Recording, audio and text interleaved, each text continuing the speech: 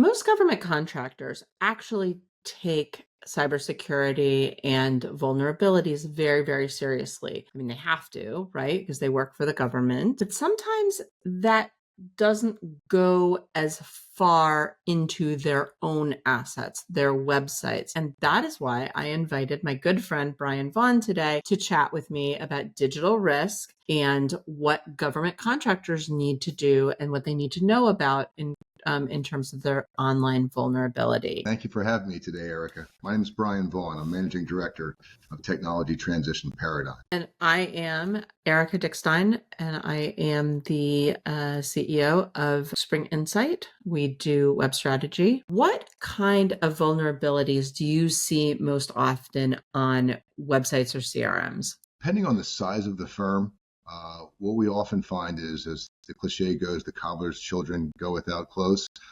So a lot of these GovCons start off relatively small. They tend to be senior executive owned and senior executive operated. We're seeing vulnerabilities on something as simple as just DNS misconfigurations. The landlord for the internet, if you will, domain naming systems, essentially convert IP addresses into URLs and email addresses so the internet knows where to send them. We see government contractors often misconfigure or just leave these policies open, called mail handling and security protocols.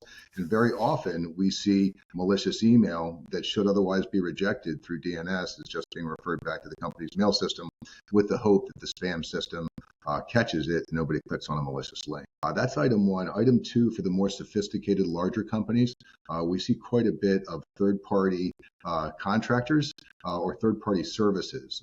Most famously, Salesforce bought a company called Drift not too long ago and made major news in the largest data SaaS breach in contemporary history. That boded very poorly for their customers and certainly the reputations of those companies at large. When you look at government contractors and you hear about compromises that happen, it's very often third-party vendors that aren't doing something as simple as using MFA, but they have some back-end remote access into these networks and enough administrative credentials to be able to do damage.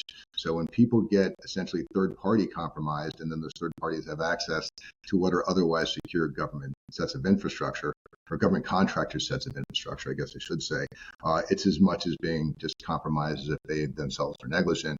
And by not keeping their contractors properly secure, they were indeed negligent. That's really insightful. I think, and I'll build on what you were talking about in terms of what we see, just purely on a website perspective, also third party, particularly if you're building on something on an open source platform, such as a Drupal or a WordPress, and this is a particular WordPress issue, is you're using a lot of plugins, right? You're using, that's the beauty of it, is you want to extend to use these plugins. People aren't putting in those security patches. And that's something that we see when we look at websites, thankfully, knock on wood, not the websites that we maintain, but websites that we've had to, where there has been a security breach and we've had to sort of do the cleanup afterwards. It's always those plugins.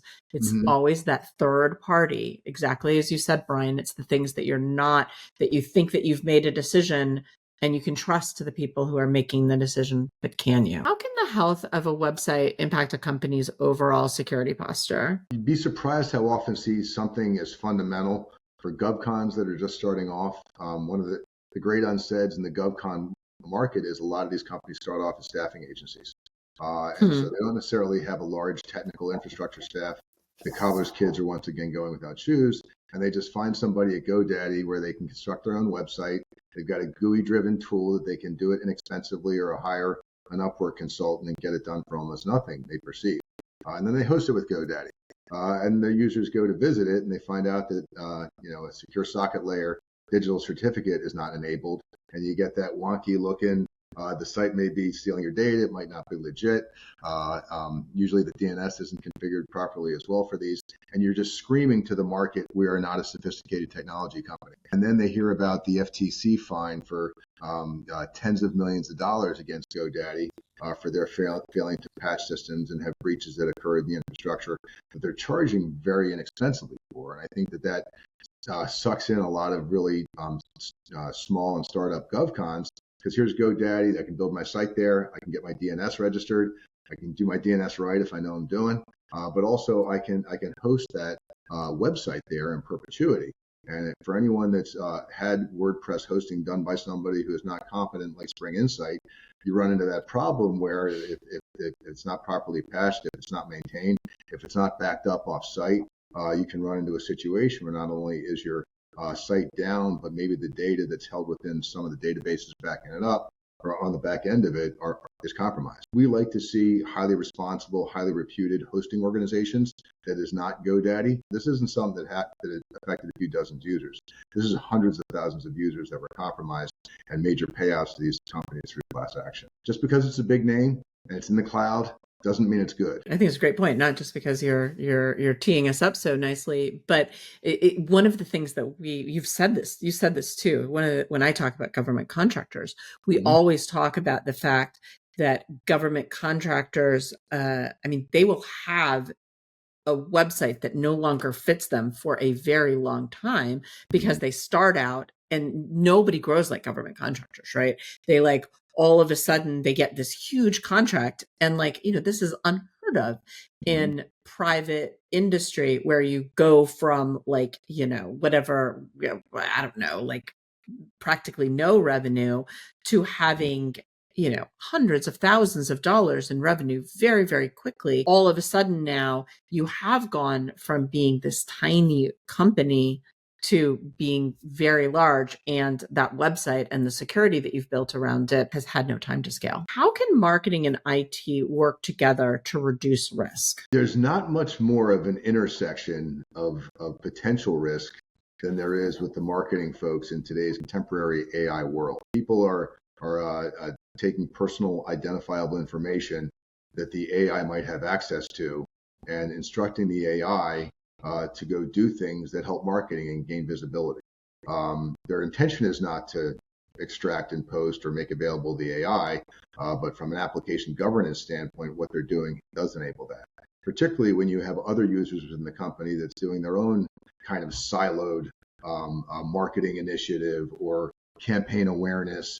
It's not necessarily under marketing. It could be under operations to go back and hit existing clients with messaging about doing things differently with their accounts. So it's not considered marketing because these are already people that are sold, but it's operations touching into PII and making that afraid still to get more revenue. So I guess you could argue it's about marketing to get more revenue out of the existing clients. But what we find is without acceptable use policies that are really bought into by the C-suite, you can't have an IT team come up with an acceptable use policy when the C-suite won't adopt it because it messes up their business flow. And that's one of the things where we see marketing and IT often screaming from the mountaintop, and the C-suite just simply isn't cooperative. How you can make marketing and IT teams best work together is let IT have some say-so over marketing, have acceptable use policies, and taking practical measures like password vaults, MFA enforcement. You see it all the time where people are screaming about how much MFA is necessary in the 365 environment, and they didn't have enabled on their QuickBooks implementation. Looking at your application suite across the board, getting MFA enabled across the board as people are doing these third-party social media drives where they're sharing passwords among 4 different people in marketing because the company only has one Facebook profile or one Instagram profile. You need to have a password vault that has the sophistication that when you change it in one social media location, it replicates through to the other accounts that access that. And it's also tracking and providing transparency on who's changed it. Because as you get staff turning over with it in this organization, that's another governance item. You don't want to change the password every time someone leaves, but you do want some reasonableness associated with that, and acceptable use policies are the way that you kind of memorialize it legally. There's not much enforcement from acceptable use policies. That's more on the diligence and the operations and the QC side. But I think having one agree what you're allowed to do. So if people violate it, it's at least written down somewhere there as a consensus, and you're integrating that in your new hire orientation process, and you have some way that you're reconciling it, that if users violate it, it's touched back in their review process or at the annual all hands meeting or departmental subset meetings, where you have to kind of inculcate, and I don't use that word often. People don't hear it. They don't hear it the first time. You have to drill it into their heads. And if you don't drill it in their heads and you haven't signed off that you've trained it, you often have liability for yourself under your cybersecurity or your E&O policy, or maybe even under threat of litigation. Somebody comes at you because you weren't responsible, and you say, look, I told the staff, but you didn't train them on it. You didn't have a repeatable process around it. You didn't document that you trained them and told them about it. You just told them about it. I agree with everything you said. I think the only thing that I would add to what you said, though, particularly when it comes to sort of the idea of password protection and AI sharing. Oh, and I mean, we are as an outsourced marketing team, we 100%, we are very good stewards of passwords for our clients, and we're very safe in the way, but we will regularly ask for somebody, please get us the credentials for such and such social media. You can use one-time secret, encrypted sharing, or you can use this, and then they'll send it back to us by email. We need to actually really educate people on why this is necessary, why using your password tools, you might seem like a pain in the tush, but here is the challenge. And that's, and why you need to be so careful with AI and giving AI access to things that we might not have thought of, that now all of a sudden they're being given access to, which we're seeing a lot of our clients. That's a conversation that we're having regularly. What is one step that government contracting leaders can take today to strengthen both their visibility and their security posture? There's probably three things I'd recommend. One is what we call a one-time harvested credential search. The dark web is this repository of information that ID theft forums keep for password sets, usernames that are consistently in place. Even some breach data is out there. I found a password that I used in the late 90s that was for a personal email address, and it was very unique and distinctive. It's not something someone's going to guess. So this data can stay there for a very long period of time. There are tools that will do a repetitive search on a daily basis and let you know if any recent compromises have happened. And I think those are appropriate, but they're expensive. Item two is there's two tools that I recommend. One is easydmarc.com, EASYDMARC.com, and you can type your domain in there, and it'll tell you your DNS health, and it'll tell you if you've been blacklisted, for spamming. It'll tell you if you have your DKIM enabled, which is kind of your encryption verification within your DNS and mail handling authentication. Very user friendly. Green, yellow lights. Warnings if it's not all right, but why it's a little wrong.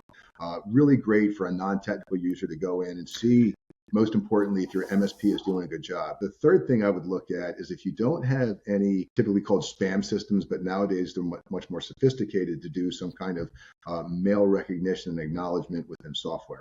So if some domain is coming at you that looks identical to another one that has been coming to you for years, but the I is actually an uppercase or lowercase L now. The software identifies that and says, one, external user, two is this you've never communicated with this person before. It kind of game coaches you on the hackability of what that email is that's coming in. Those tools we also brand and sell and deploy. They're not inexpensive, but they don't cost a fortune.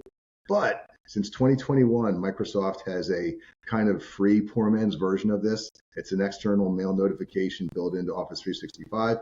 You're essentially writing a rule, within 365 that anytime that domain, your own domain, is not the mail sender, it's going to send an external notification that you can write and configure however you want us to. And that's another thing that takes an hour to set up. Brian, can you tell everybody, if anybody wants to get in touch with you, where they can find you?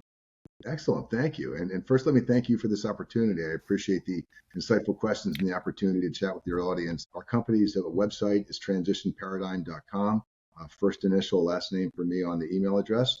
And if anyone is interested in the one-time credential search to see if they've been hacked and what those passwords look like and when they were published on ID theft forums, please send me an email, bvaughn@transitionparadigm.com. I would be glad to get that for you. For anybody listening, I have received that audit and I have recognized passwords and looked at it and said, oh, wow, that is absolutely a password that I've used. That is before I started using all random encrypted emails now. If you haven't already, please subscribe to our channel, like this video, feel free to leave any comments. And if you want to get in touch with me, go to our website at springinsight.com.